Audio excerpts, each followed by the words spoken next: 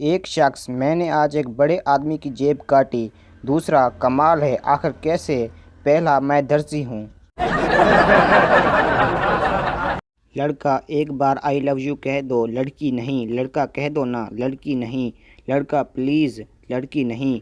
लड़का, प्लीज़ बस एक बार कह दो। लड़की, जी नहीं। लड़का, वेटर, हम दोनों का बिल अलग अलग लाना। लड़की, अच्छा ना, आई लव यू।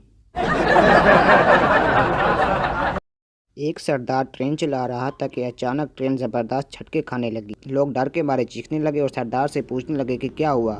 सरदार ने कहा, पटरी पर आदमी था। तो लोगों ने कहा कि एक आदमी को बचाने के लिए तुम हम सबको मारना चाहते थे, सीधा ट्रेन उस पे ही चढ़ा देते। सरदार ने जवाब दिया कि मैं उसको मारने वाला था, लेकिन वो पटरी से उतरकर खेतों की तरफ दौड़ने लगा।